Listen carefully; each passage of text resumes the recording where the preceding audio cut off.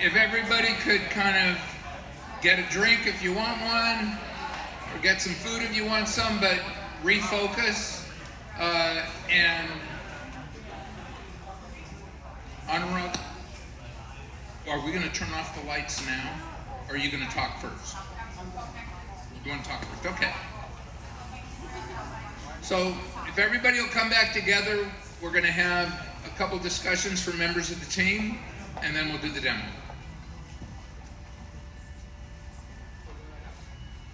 Yeah. Thanks, Rick. Yeah, it's not going to be that dark that we start falling over. Let me find my clicker. So hello, everyone. Hopefully you are fed. The goal of my talk is to, again, coming back to is about the representation of a new electrical grid. That is the vision which we started with, building products, the physical hardware, the software, to build a new generation of electrical grid, and current OS will come at some point of time. Right now it's going to be AC, as I said. Lights will be off, I promise. I'm not going to disappoint you guys. It'll be happening during the tech demonstration phase. Now, I want to talk about the unifying vision of the grid. The graph which you shared in the beginning. I want to share where exactly ElectricFish fits in. And then we have a tendency to use a lot of acronyms in the company because we're just doing so many things. So I'll just go and explain what acronyms mean so that you guys can follow the rest of the talk from Nyalu and Abhishek. And Vince won't use acronyms in policy, I guess maybe never. And then we talk about the impact. It's going to be a single two graphs which demonstrate how exactly the long-term impact is going to be. So I'll try to go a little bit into technical, not too much, and then come back to business. And then of course, I'm getting to our customers here, who I definitely think you should buy from us. So, the reason why we started and why the timing is incredibly right is because the electrical grid needs to be rebuilt. 60% of the distribution grids in the US are at their end of life. So that means somebody needs to rebuild them. Either you can keep patching them up and then making it work, or you just do the upfront investment to rebuild it. And of course, the legacy industries want to make it work the same way it works. But there needs to be a fundamentally new approach, which I'll talk more about why. Second, based on the current political situations, the transportation decarbonization might be at risk. Most of the costs of fleet electrification are coming from infrastructure, build out, and the operations of it. Because that's how electrical grid works today. It was not built for it. And few metrics to explain these 2 points. Why electrical grids are not ready. 1 out of 4 houses or households experienced outage for a certain amount of time last year in the US. That's, I don't know, 1 out of 4, that seems like a big number to me. Second, the recovery time is growing. More than 1 to 4 weeks it could be for your power to come back. And the hardening costs for the electrical grids are also growing because the harder you try to patch up the grid in the previous old way, harder it becomes to upgrade the more parts of the electrical grid. And then of course, disasters and calamities are breaking out pieces of the grid. You want to go underground. And in terms of the EV charging infrastructure piece, there's been a lot of political commentary on how much money was spent on EV charging infrastructure without any results. And that's not a problem with what you are being told. It's just the electrical grid doesn't work that way. So you cannot just spend money and expect that the results will be there very soon. And that is why there's a fundamental approach is required, and hopefully I can explain it technically and how we're doing that. So each of the units which you see here, which we will talk about, are these, the idea is that these are building blocks of this new electrical grid, and I try to explain what, right? It literally looks like a block as well, yes. But islanded concept is what I want to get across. So what we're building, and the best analogy which the team came up with was the body, the heart, the mind. What are we trying to build here? So the body, of course, is these physical devices. right? This is a big battery which is coupled with an EV charger, which is hardwired to the electrical grid. So that is the physical body which we're building. Second is the heart, which Nell will talk about.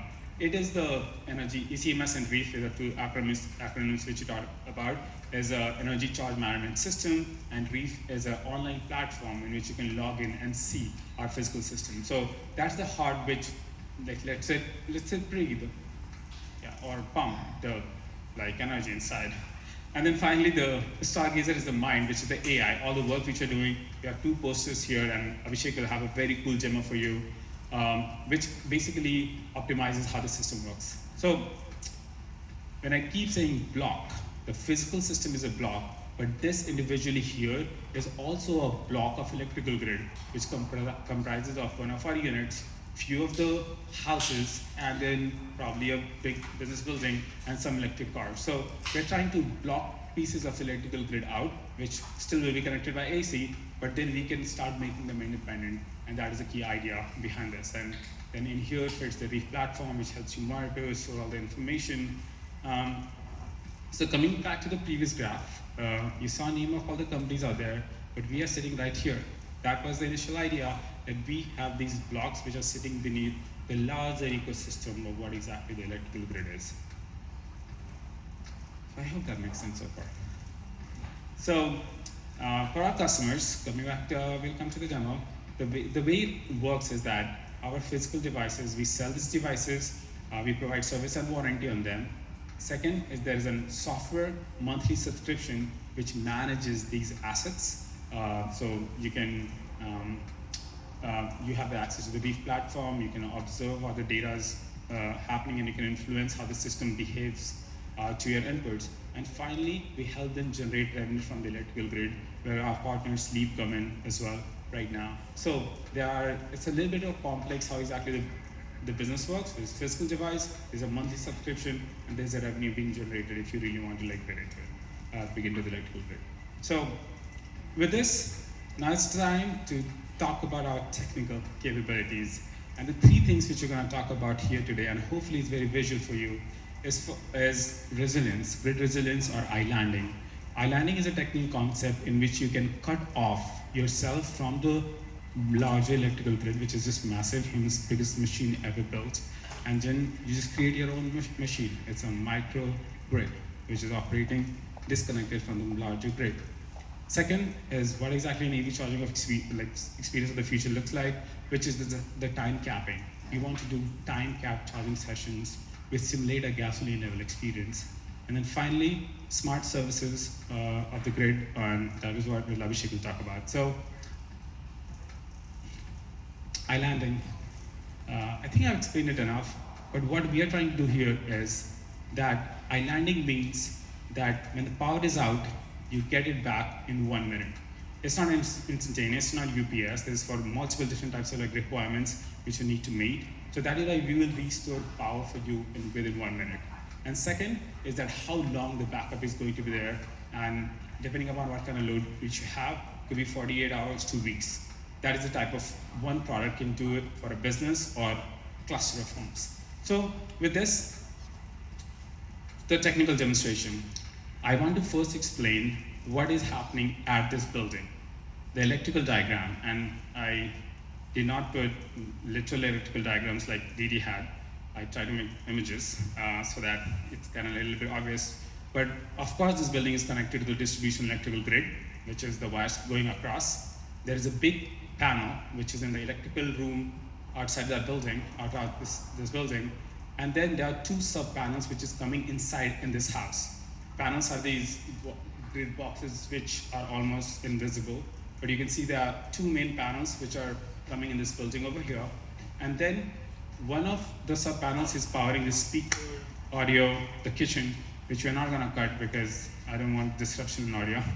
But the second panel, which is powering our systems, especially the lights around them, and powering it up in terms of like how exactly the three-phase AC is coming in, we'll try to cut that off. So,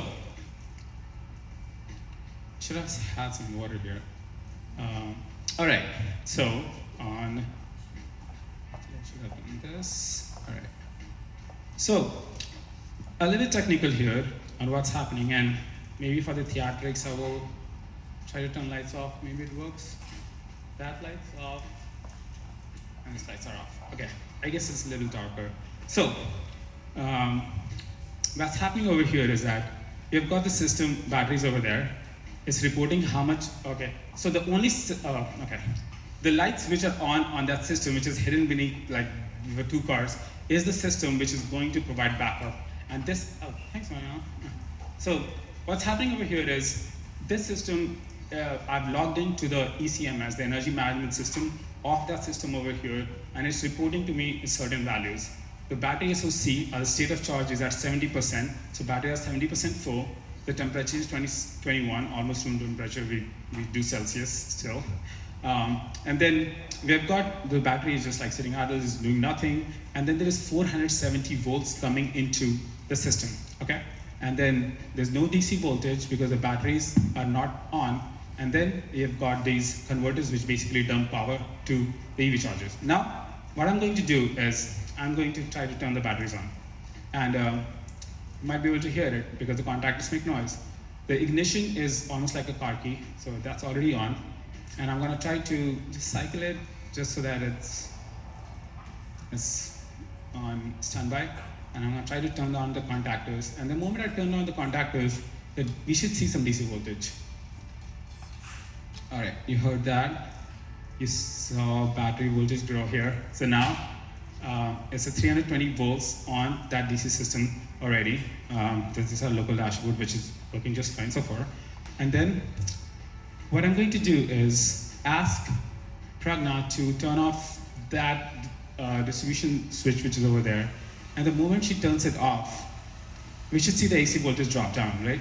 So, Pragna, could you flip the breaker, please? All right. Oh, it did drop down. So now we have got the AC power off.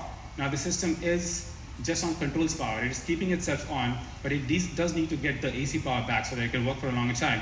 So what I'm going to do is I'm going to turn off the mode which is grid tied. This is automated, but I'm trying to do it for the demonstration now. And I'm going to turn off the off-grid mode so that the system can get the backup power on. And I click that button, the system waits for a few seconds, like a minute demonstration. It did kick off, I see it's on, and it should be able to get power back and then get its light, oh, okay, it's back. And you see the voltage up. So of course there's some sudden difference in the voltage, 471 to 476. So is that impactful enough? But we try to do the whole lights, but there are some issues. We have grounding issues, which Didi was talking about. There's something called single leg. But now we have got our own island right over there, where the system is trying to back itself up. The battery is discharging 3.1 amps back so that it can keep itself up. It has a lot of amperage, so maybe it's 48 to 60 hours of backup energy. But now let's try to do an EV charging session. So what Vince is going to do is going to interact, and whoever is close by, you can look at the UI. I'm not going to project it here, but basically there are two charging ports, and the moment it plugs in, it should start a charging timer, a 10-minute timer on a charging station to happen. And what we will see here is that how much voltage the car is asking and how much we're delivering. This is completely off right now. I have it bypassed. Everything should just work.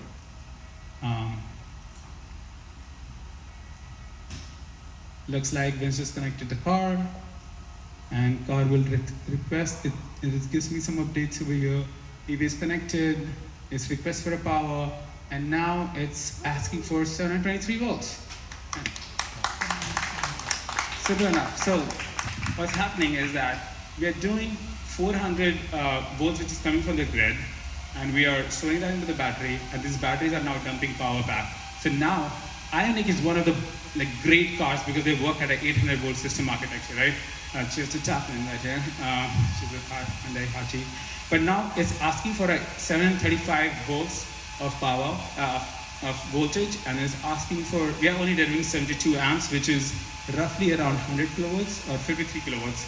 The system theoretically can do 350 kilowatts. The test bed cannot, but this system can. I don't think I'm demonstrating this today. but this is how it'll literally work.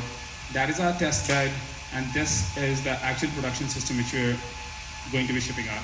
So with this, I can ask Vince to stop charging session so it doesn't make noise. The voltage dropped.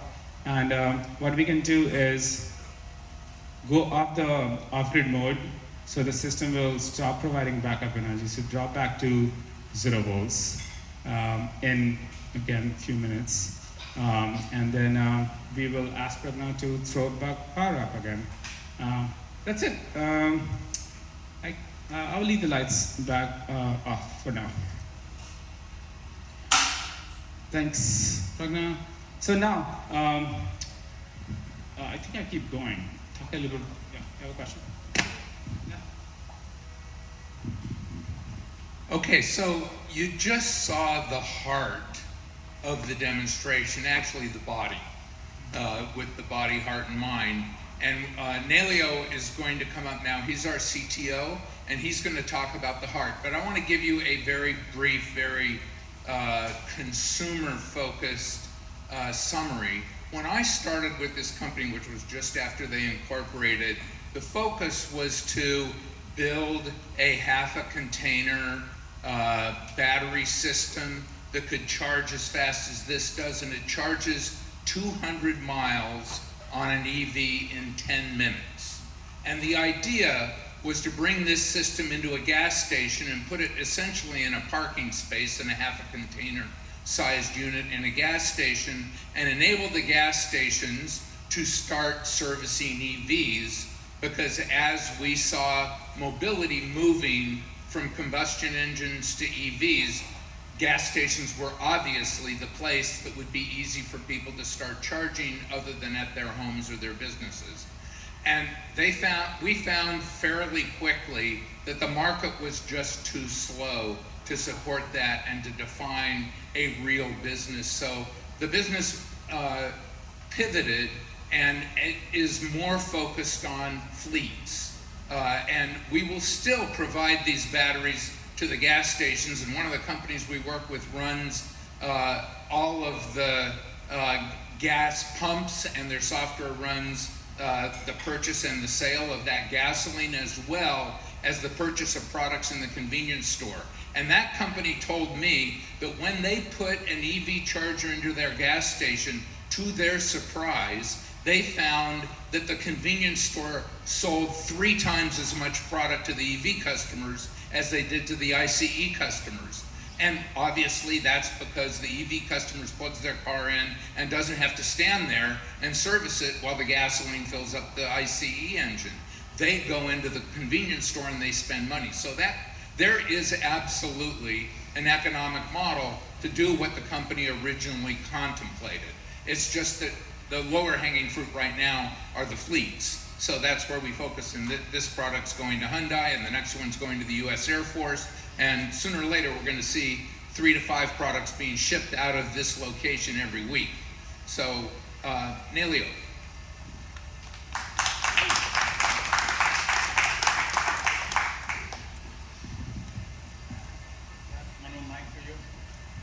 So Nelly's gonna share the stage with me. I do have a few more business slides left, but I think Rick captured some of them already. The idea is that we do charging sessions, we do this stack experience, and these are the deployments which I've done so far. The system has been live in multiple different cities: Los Angeles, Detroit, New York City, and Boston, and we have proved out permitting in these areas as well. And then this unit, as Rick said, is going to Hyundai. It's going to be deployed in the desert, so we're going to learn a lot on the temperature profiles as well. These are some of our other customers today, and we talked about medium-duty fleets. We are trying to help them cut down the cost of infrastructure. And the case to be made for our customers is that we can reduce the total cost which they have in upgrading the infrastructure. It will cost up to $1 million to put one charger. We can do it in 6,500 minimum. Could take up to a maximum of 20K. And then we go live in 3 days. The system was delivered to us on Saturday, the chassis, and we have built this in 4 days. Previously, it used to take us 6 months to build one. So it's testament to Nelio. I too want to pass it back to him. I just want to take some time to thank the whole team. A lot of them are here, and a few of our interns from University of Michigan and Berkeley as well. I think we spent a lot of time over here just working on it. So just a little moment of reflection. All of this is coming together. Tech demos are hard, pushing power is hard, but making sure that everybody's safe is also very important. So thank you, everyone. I'll let Nelly talk about our mission, and then your intro slides will be there. All right. All right. Good. Is it already afternoon? Is that afternoon, right? I went to sleep at 5 a.m. So, sorry. Well, first of all, thank you for everyone to be here and seeing what we've been cooking in our kitchen. But before we go to these deep technology things, as you would expect from a CTO to talk about a deep tech, right? I'm not going to talk about that. But I'm going to give a quick glimpse of how we started this company, right?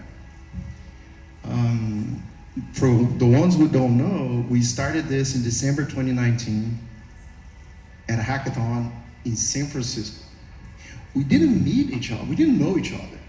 Like Vince, AK, and I. It was a kind of a blind date because we put together our team there.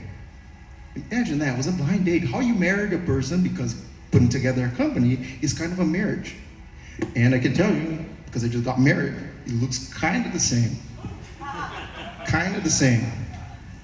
She's there. She just moved to the country. Hello. Anyway. But we went there to this hackathon, and we had to stay 3 days together thinking about a solution for sustainability, because the idea for this hackathon was to do something for the technology in the sustainability and clean tech field, which we live in it. We live in planet Earth. We need to think about that, right? And as our society starts progressing, we started using more and more and more and more energy. As we being energy beings, right? Everything that we touch ourselves requires energy. What would you do today without energy? If the grid goes down today, what would you do? Right? So we decided to put this company together because we were kind of envisioning what would happen in the next few years with the new advancement of electromobility, AI. Crypto was it's kind of getting its peak right before the pandemic, and everybody was talking about that. Oh wow, crypto eats a lot of energy, and the grids are going to fall because of crypto. But they haven't think about, and they didn't wait until AI's now, right? You saw Elon Musk putting together this AI farm, and he had to create all of these things, right? I know they're fans and not fans of Elon Musk right now. But yeah, so we want to create something, and we were trying to envision something that the grid was going to fall down. And who's going to take care of the grid, right? Are we going to wait for the government to do something for the grid? Or are we going to do ourselves something for the grid? So we were thinking right now, we put together this company to try to tackle the new age distributed infrastructure, where we could try to not tackle all the problems of consuming the grid or straining the grid, but trying to tackle some problems, some battles, which is the electromobility, which almost kind of consumes kind of a server for an AI GPU, or 10 times of an AI GPU would consume at an average day, right? But we need to do that because energy now is the new frontier for our survivability. Well, we had to put all these things together. I promise you guys, I'm not going to keep on the log for a long time. I'm just going to give a quick information about everything in my mind right now because I didn't even prepare it. That's great. But anyway, we think that lucky is preparation and opportunity. We were vigilant with the hazards, all the problems that containing a battery might be, all the frugality, decision making, right? Be data driven, and all these other things. Here's another AK slide. But anyway, we need to start deploying. We're designing these systems so we can deploy them really quick. And by deploying them really quick, we can fastly help the society, help the human race to adopt a cleaner air transportation, clean buses, clean trucks, and all of these things. They need to be up in order to get our food delivered, to get our kids to school. And here, that's my slide. Okay. All right, I was gonna start here. Anyway, so do hard things. Every time I remember, since we started the company, we ended up winning the contest that we started talking about. We were not the first picks. We actually had a team up because all the teams were formed already, which was great. So that's our first do hard things, because we had to figure it out ourselves and try to win this contest, and we ended up winning. 2 months later, COVID came. What would a company that cannot be together, how hardware company that cannot be together is going to produce? Well, you can be in the same room. You could be. COVID was a splash, right? But we decided to keep going, and we did Zoom calls and all these other required to keep a company alive. But we wanted to tackle this grid thing, but in order to do this thing, this objective that we wanted to do, we had to create the hardware. But we also had to create a software. So many people came to us and said, hey, why don't you just go there and hire a company to write the software for you? Oh, why don't you hire someone to go there and design the box for you, and you guys just purchase this from someone? But it didn't exist. It was mid-pandemic, right? And then we started doing ourselves. Okay, so there was a grid for, okay, anyway. But then we came to this idea of creating the system that AK already talked about, but our system can be deployed 10 times faster than the original solutions. You're gonna install a super fast charging station. You have all these many weeks to install, you have the permitting, you have the government to do this or that to allow you to start operating. With our system, it's over the land. We don't need to actually implement anything at all. And it costs 1/100th of the average cost to install a super fast charging. It's semi-permanent and movable, which we called redeployable. But across the years, we had to start experimenting with something. We created something out of a container, and then we developed our own structures. Things started to get a little bit more complex, and then today, in 2025, we reached to something, after all these years of learning, something more seamless, something more easy to manufacture, more modular, and something that we could have a team of 3 people to assemble in a matter of like hours.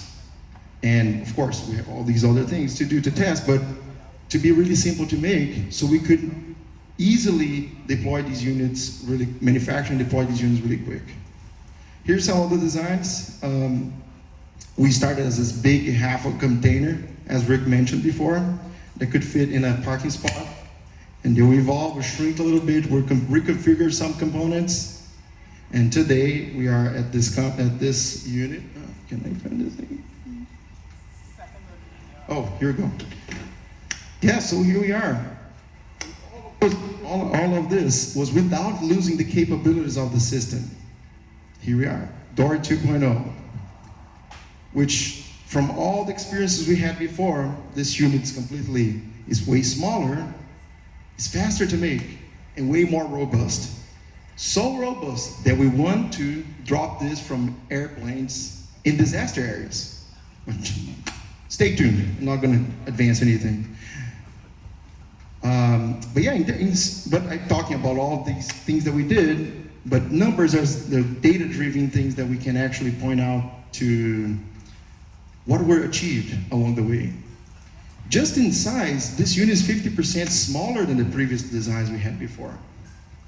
But without losing the capability, the battery capacity, the charging capacity. We used to have 2 charging ports. You can charge 2 cars at the same time, which is bidirectional. The same way we can charge a car, we can also get energy from the car. And this, we believe, it's going to unlock a different kind of economy where even your car, oh, is it that died? Anyway, we can unlock a new economy where your car can also become an asset to generate revenue for you, as in the school buses. Anyway, but creating all these things along the way, we had to create our own tools because we didn't have any tools, we didn't have anything available so we could operate our systems. And then we developed our own asset management because we have assets where we can see all the data telemetry, all the revenue generated, we can control prices, we can enable or disable a charging port, even control the charging speeds. Also, okay, we got the box, the charger, the asset management, but what's inside the system?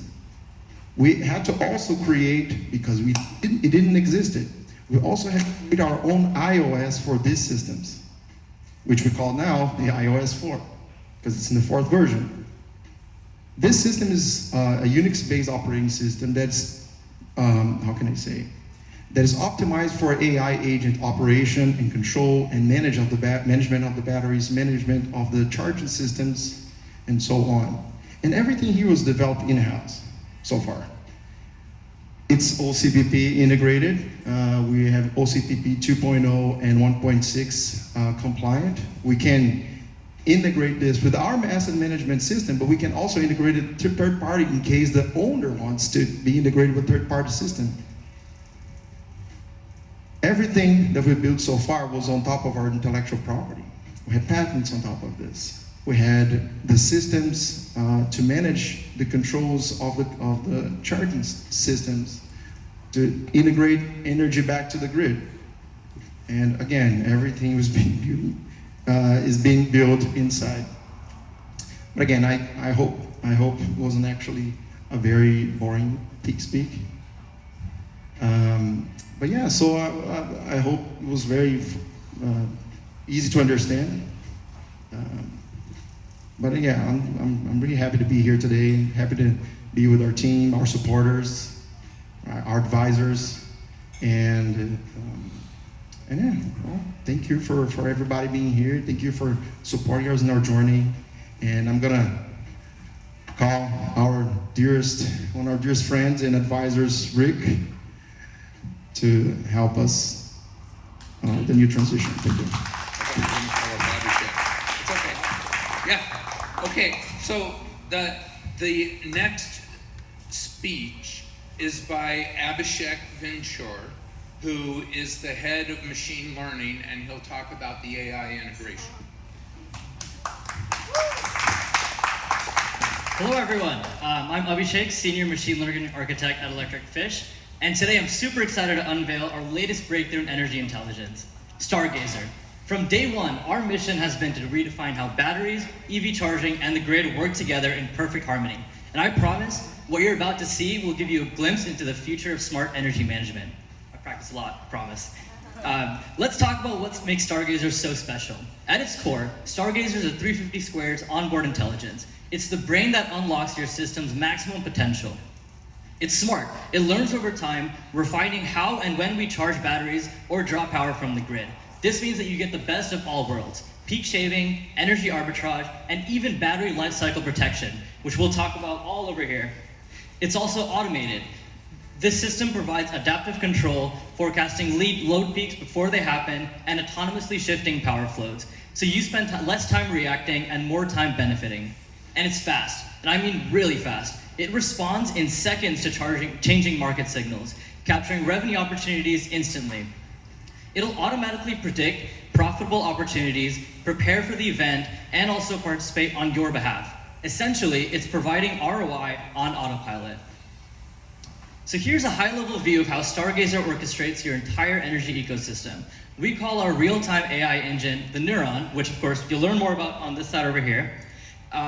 Think of it as the control center for your 350 squared, connecting the buildings, optimizing site load, cutting peak demand, your onboard DC fast charger, ensuring drivers have power exactly when and where they need it without straining local feeders, and then of course the power grid, collaborating in real time to ease grid stress and enhance resilience. So you can think demand response, resource adequacy, frequency regulation, and then of course our ETL pipeline, which essentially connects us to other companies through DARE-AP, Leap, for example, ingesting operational data, market prices, weather forecasts, third-party APIs, and so much more. By seamlessly combining these elements, Stargazer acts like a digital container for the 350 squared, or conductor for the 350 squared, orchestrating energy flows in perfect rhythm, no matter how big or how small the site. Of course, Stargazer did not just appear overnight. So just like we went over hardware evolution, let's take a look at software evolution. It's a lot easier because we just push code on GitHub. But first, this is our alpha with Detroit Electric. We released it in 2022. We started real-time load adaptability and basic peak hour strategies, plus fundamental safeguards to protect the site's energy reserves. Again, this was very much our first MVP. We wanted to make sure that we can really provide backup power, support critical loads, really simple peak shaving logic, kind of like conditionals, for example. And then second, our beta with National Park Service. We leveraged the help of Leap here as well. This was launched in May 2023. We leveled up with local optimization, Dervet integration, so shout out EPRI wherever you are, and priority load protection with a focus on fault tolerance. Essentially, we wanted to make sure that our system would operate in the worst situations possible. We were deployed in remote New York where you have to use Starlink for Wi-Fi. There's a lot of snow, a lot of weird weather going on there, so we wanted to make sure that backup power is our priority there. And this helped keep mission critical systems powered under any and all circumstances. No Wi-Fi, no data, our Stargazer was still working. Of course, we needed satellites with Starlink, but so finally, I'm super excited to announce our release candidate, targeting Q2 2025. This will launch right when Dory is also launching as well. This is our big leap into network optimization, real-time demand response, and advanced predictive EV charging. Essentially, the entire system will be capable of learning at scale, handling multiple sites in real time, and offering an end-to-end architecture that can grow with your business's needs. Each of our commercial units, so all of these units that you see here, will come with a Stargazer engine that's customized to your business's needs. And you'll see in the demonstration over here in a little bit, we can really tailor it to your company's needs. So whatever you prioritize, we can filter that. It's the benefit of having highly modularized microservices software. In short, I think it's going to completely change the game. So yeah, and then a huge part of Stargazer's continuous improvement comes from our Stargazer Research Lab. And I'd like to talk about two major breakthroughs in the works. And I apologize, I might get a little bit technical, but first I'll talk about our Neuron Optimizer. So again, you can learn more about it right here, but this engine can handle bidirectional battery storage operations for energy arbitrage, EV charging, backup power, and battery health. We have so many different things that we're trying to optimize for, and this is our framework that we've figured out to really focus on everything all at once. It's like having a hyper-intelligent traffic air controller, managing countless planes, or in this case tasks, objectives at once without any collisions. Second is our Bayes RSTL forecaster.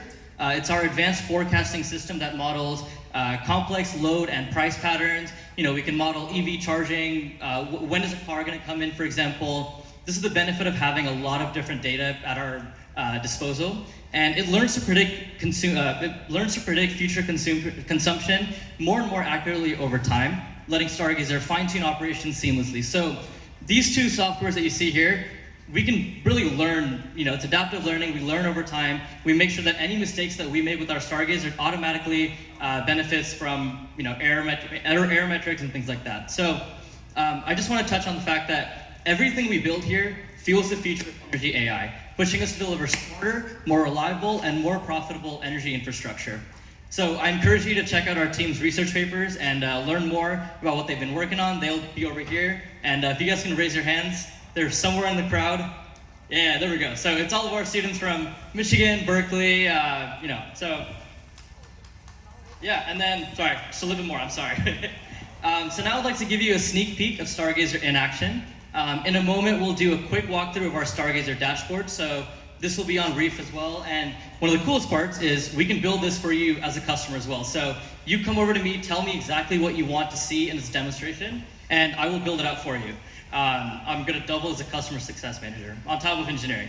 So I'm going to switch over to the dashboard, and then you'll see real-time analytics, load curves, and how Stargazer automatically orchestrates everything from peak shaving, EV charging priority during peaks. I also want to say that, again, I'm talking a lot about this research, but the demonstration is a visual representation of this research, right? So if you don't want to read the technical stuff, this demonstration should be enough. Yeah, there we go. So I think this is where AI meets the grid. Let's jump right in. So on the top, very top right here, you'll see control sliders. They let you adjust everything from peak shaving intensity to demand response weight. So say there's an event, you're being called to dispatch power from 4 to 6 p.m. Say you don't really care about that much. You want to prioritize EV charging, peak shaving. You can assign a weight to that. It's like a digital cockpit for your 350 squared. And the best part is that there's no coding, no messing around. All you do is you go on Reef, you enter your weights, and then Stargazer will take your preferences and optimize under the hood in real time. So the second thing I'm going to show, this load curve that you see right here, this is from our office a couple weeks ago. It's for a single day, and purple is the load profile with Stargazer actively managing your 350 squared battery. And then the orange line is what it looks like without any sort of optimization. So if you see here, the orange line is a lot bigger, and the purple line is a lot smaller. Orange bigger is bad, purple smaller is better. Because the issue is with utilities, they will charge you a lot of money, like in demand charges, if you keep doing this peak behavior right here. So essentially, we are targeting that peak. Stargazer will make sure that that peak is as flat as possible. And given the fact that we learn also, over time, this peak, hopefully, if we've done everything correctly, will start going down, and you'll be saving a lot of money in utility costs. So on the right, and just to touch on that as well, you'll see the net savings. So from this specific configuration for our office, for a single day, we are saving $172. Imagine that over a year. That is a lot of money, in my opinion. We also model things like degradation costs. So, every action that you do has some sort of degradation cost, whether it be discharging your battery way too much or charging your battery up a lot. That's how we model degradation costs. And then demand response revenue is, when you participate in a grid services event, you get paid out. So, you're not just chasing cost savings. You also want to make sure your 350 squared lasts as long as possible. So Stargazer will balance short-term revenue with long-term battery health. And again, if you're curious about this, the formula and all the math is in this little corner here, and they're happy to talk about it way more in detail. So if you see this chart at the top right, the radar chart, it shows the real-time state of health, annual fade, and temperature stress. If you push the system too hard for a long-term gain, so for example, turning these weights all the way to max, you'll see at the very right, it's shrinking. You want your radar chart to have a higher area, because higher area is what your battery health looks like. So you see now here, there's a high degradation risk. In a perfect world, we can just turn everything to max and we can just keep going forward with it, but it's not a perfect world. And we have to think about real-time physics, short-term physics, long-term physics. So that's how we make sure that your asset is protected long time. That's the magic of our multi-agent reinforcement learning. It's fusing cost optimization with longevity for your asset. And that we're also patenting right now. So I implore you, if you have time, try changing some of the weights. It's a very user-friendly experience, I hope. I'm not a UI designer, but I tried my best. Try changing some of the weights and see the trade-offs in detail. Oh, no, wrong one. Yeah, so that is Stargazer, an AI-driven platform designed to supercharge your energy operations. We believe intelligent energy management should be accessible, profitable, and of course automated and easy to use. Of course, if you'd like a deeper dive into the demo or want to chat about your specific needs, I'll be at the booth right over there right after this session. So thank you for your time, and I'll pass it off to Rick.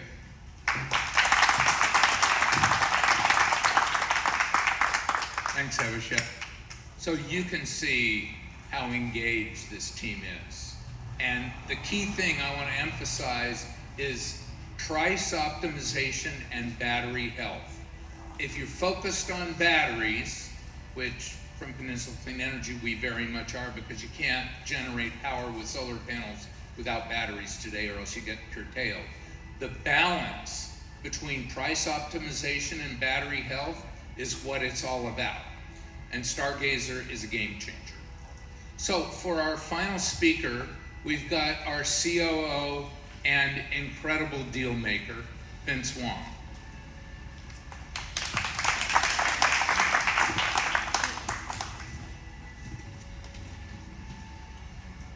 Thanks so much, Rick and Abhishek, and all of you for your attention during today's Technology Day. I'm going to contextualize everything we've just heard from a technology lens into a policy lens. The energy we deserve. This was the tagline we created when we founded the company, and it signifies an abundant energy future with ubiquitous access, security, and resilience. And we firmly believe that there isn't a better time than now in 2025 for ElectricFish to start delivering on this promise at scale. Here at ElectricFish, we're confident that we're well positioned to grow and lead in our markets, local, state, and yes, federal too. Dating back to our founding in 2019, during the first Trump administration, ElectricFish was intentional even then about setting forth a diverse national and subnational strategy, meaning partnering closely with cities, states, tribes, and the federal government. We saw even then how EV regulation at state and local levels were able to move the needle on shifting business priorities and private industry in their roadmaps, even if those differed from federal policy. And fast forward more than 5 years later, ElectricFish has cultivated strategic relationships with the California Energy Commission, shout out Katie in the back and Lindsay, Michigan Economic Development Corporation, the New York City Economic Development Corporation, and several tribal and municipal governments as well, as a multiple-time grant awardee and project partner. We also have a very exciting announcement we'll be making next month, because we had plenty today, about a new partnership with a major US city about deploying fleet infrastructure, so please stay tuned on that. When we talk about competitive moats, it's not just the technology, as impressive as it is. It's also our broader coalition of stakeholders and partners we've nurtured all along, especially those setting policy, providing funding programs, and launching critical initiatives. But as I mentioned, we're not only pushing forward with states, cities, and tribes. The federal administration's policy focus on energy security and affordability fits squarely with ElectricFish's vision for a more resilient and flexible grid. Our charger, as you saw today, its internal battery microgrid system is able to provide low-cost, ongoing resilient power to support operational reliability and emergency backup power to support and strengthen the grid during times of need. From the very beginning, our technology was built for the grid-constrained economy, urban and rural. In the past year, we have forged partnerships with the US Air Force and the Department of Homeland Security. We have also built strategic partnerships with the Department of Energy's national labs, where we are partnering closely on innovations in microgrid integration and grid edge communication. These partnerships serve as validation by the federal government of the need for our technology in mission-critical applications serving our nation. And we are so honored to have Dr. Shafiul Alam and Shanchan Lee, our key research partners from Idaho National Lab and Lawrence Berkeley National Lab, here in the audience with us today. ElectricFish is proudly building American products right here in San Carlos. And we have now begun operating not under a first or second, but our third presidential administration. And going forward, all of us here at ElectricFish are extremely optimistic and bullish about our future. What we have done here is we have built an enduring business with strong fundamentals that delivers real values for our customers like fleets and is not dependent on incentives. And we are prepared for anything, just like our resilient systems. The energy we deserve won't just happen. It's in all of our hands here to build it. And ElectricFish will continue leading the way by creating the building blocks of our modern grid, the very building blocks of an abundant, resilient energy future. Thank you so much, and I'm going to pass the mic back to Rick.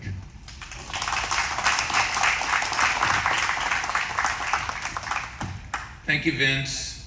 Okay, so you've met the team, you've seen the product. This is what it's all about.